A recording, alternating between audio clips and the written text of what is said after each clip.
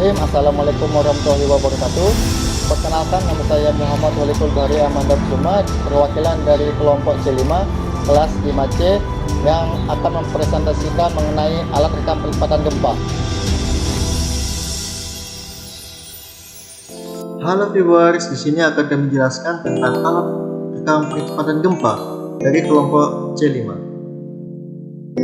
Dan selanjutnya kami di sini membagi anggota 4 orang. Yang pertama Muhammad Walikul Bahri Amanda Kusuma dengan nomor NIM 2020D1B104 dan Muhammad Dandi Kurniawan dengan nomor NIM 2020D1B101 dan Muhammad Denul Tandani dengan nomor NIM 2020D1B1B095 dan Muhammad Hidayat 2020D1B103. Di sini saya akan menjelaskan tentang pengertian alat rekam percepatan, yaitu seismometer dan seismograf. Apa itu seismometer? Seismometer dikenal sebagai alat untuk mengukur getaran dari gempa yang terjadi di daerah tersebut. Sedangkan alat untuk mencatat getaran gempa disebut seismograf atau seismogram. Jadi kedua alat yang sudah saya sebutkan ini itu mempunyai tujuan masing-masing, jadi tidak bisa ditukar.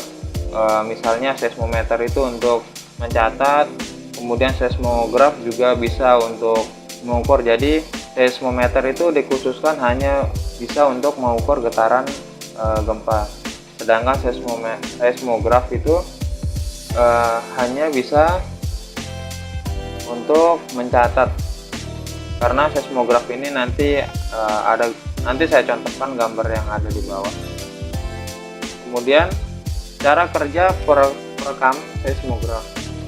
Seismograf itu terdiri dari beberapa bagian yang harus kita ketahui, yaitu yang pertama sensor, yang kedua pengkondisi sinyal, yang ketiga ADC, yang keempat time system, yang kelima itu yaitu recorder. Prinsip kerja dari alat ini yaitu mengembangkan kerja dari bandul sederhana. Ketika mendapatkan usikan atau gangguan dari luar seperti gelombang seismik, maka bandul akan bergetar dan merekam datanya seperti grafik. Untuk mengetahui keakuratan data gempa yang diperoleh, maka lebih baik jika pada sebuah stasiun BMKG dipasang 3 alat pengukur gempa atau seismograf, yaitu 2 dipasang seismograf horizontal yang dipasang arah utara selatan dan arah timur barat. Jadi dua alat seismograf ini untuk mendapat data yang akurat, maka di sini harus dipasang 3 alat. Yang 2 itu dipasang utara selatan dan timur barat, jadi mereka nanti seperti berbentuk plus kurang lebihnya. Kemudian yang 1 kan 3 tadi kita harus pasang alat kan, yang 2 itu utara dan selatan, dan yang alat kedua timur dan barat, serta yang satunya itu kita berdirikan yaitu searah vertikal. Hal ini dilakukan untuk mengetahui dari arah mana getaran gempa terjadi. Jadi nanti misalnya gempa dari timur atau selatan nanti akan diketahui dengan cara tersebut. Tetapi jika misalnya sebuah stasiun BMKG itu hanya memiliki 1 alat atau 2 alat seismograf, maka data yang mereka dapatkan pasti akan kurang akurat. Sekian dari saya, nanti presentasi akan dilanjutkan oleh teman saya. Wassalamualaikum warahmatullahi wabarakatuh. Baik, di sini saya akan melanjutkan pembahasan kita, yaitu tentang alat rekam kecepatan gempa. Nah, di sini sudah ada salah satu contoh alat rekam kecepatan gempa yang bernama seismograf. Hasil dari seismograf merupakan gambar dengan bentuk gelombang dan angka-angka yang tertera. Untuk membaca seismograf ini, kita harus memulainya dari kiri baru ke kanan. Di dalam hasil percatatan seismograf terdapat waktu yang menunjukkan kapan gempa bumi itu akan terjadi, dan di setiap Rotasi pada seismograf berdurasi kurang lebih sekitar 30 menit. Selanjutnya, salah satu contoh gempa bumi. Gempa C081499A merupakan gempa yang cukup kuat yang terjadi di Sumatera Selatan pada tanggal 14 Agustus 1999 yang berkekuatan sebesar 6,0 skala Richter dengan kedalaman sumber gempa terletak di 100 km. Akibat gempa kuat ini, seluruh isi bumi akan terguncang sehingga semua tempat di permukaan bumi dapat merasakan getaran tanah akibat gempa bumi tersebut.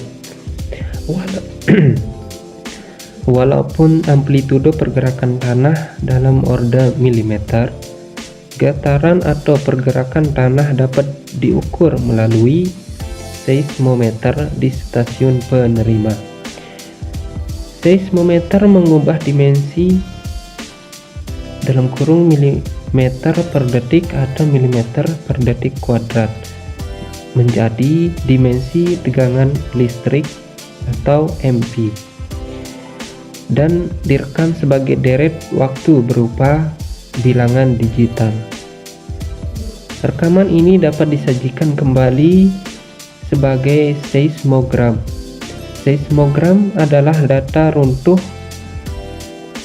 waktu yang tersusun atas fase-fase gelombang yang kompleks, berasal dari refleksi atau refraksi yang terjadi di dalam bumi. Gelombang dalam perambatannya dari sumber gempa hingga stasiun penerima menjumpai berbagai antarmuka, sehingga seismogram tersusun atas berbagai fase gelombang yang rumit.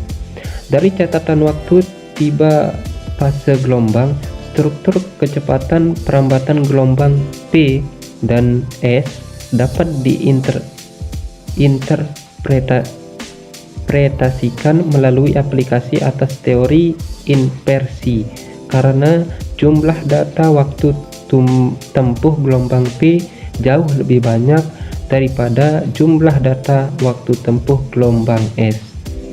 Resolusi. Sekian. Assalamualaikum warahmatullahi wabarakatuh. Baik, saya Muhammad Hidayatullah dengan NIM 2020D1B103. Di sini saya akan melanjutkan materi berikutnya. Seperti yang kita ketahui bahwa gempa bumi menyebabkan getaran di bumi. Nah, getaran yang terjadi disebut gelombang seismik.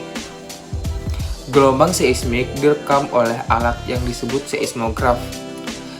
Seismograf adalah alat rekam dengan batang yang akan bergetar ketika getaran terjadi. Dalam hal ini, getaran yang dimaksud adalah gempa bumi. Nah, pada seismograf terdapat pena yang berfungsi untuk mencatat gelombang seismik. Pena bergerak di atas kertas atau lembar grafik yang terletak di atas meja. Terus, kita dapat melihat seismograf beraksi dengan melihat ujung pendulum yang merekam gempa pada lembar grafik. Dengan begitu kita dapat mengetahui rekaman gelombang seismik yang disebabkan oleh gempa bumi. Terima kasih.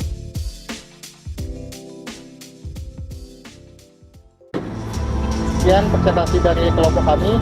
Kurang lebihnya mohon dimaafkan. Untuk sesi tanya jawabnya akan di-share di grup Telegram nantinya. Wabillahi taufiq wal hidayah. Wassalamualaikum warahmatullahi wabarakatuh.